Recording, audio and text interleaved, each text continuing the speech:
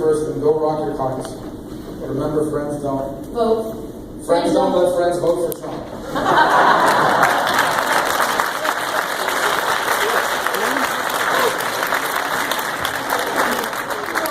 So much wisdom. Well, that's because I'm a middle school teacher actually up in Ankeny.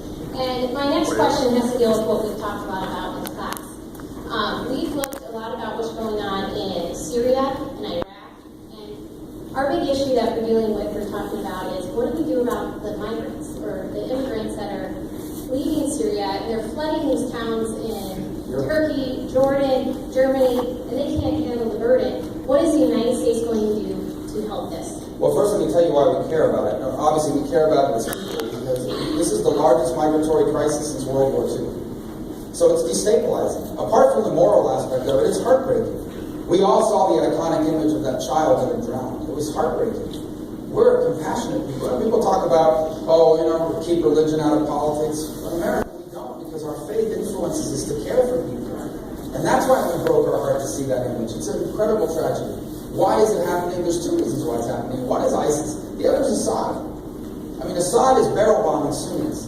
So when you blow up towns and you're killing innocent people and children and you're gassing them, people react in one of three ways. They die, they leave, or they fight you.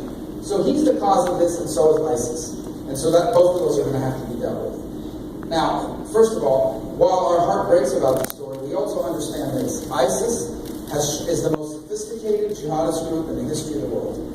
They are, just 48 hours ago, you may have seen press reports, that ISIS now has a passport factory. They are basically making fake passports. And so this concerns us deeply because the only reason to make fake passports is to get people into other countries who aren't really what the passport says they are. And we know that ISIS is trying to use the migratory crisis to insert killers into Europe.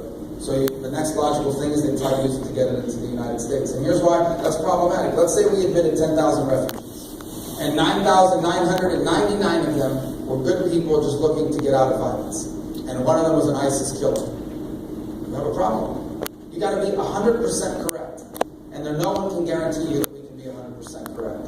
And that's why I don't believe it's going to be very difficult for us to accommodate 10,000 Syrian refugees. We just don't know who they are. No matter how often you vet them, we just don't have anything to vet them against. Here's a better solution. The better solution in the short term is to actually find a place for them to go that doesn't require them to make a 2,000-mile journey. In essence, help establish, along with our allies in the region, like Turkey and Egypt and Saudi Arabia and Jordan, a safe zone in Iraq, in Syria, where these people can stay and be close enough to return to their home when the violence ends. And we can do this. In fact, I want to give credit. The Jordanians have taken in almost 1 million people. Saudi Arabia has taken in nobody.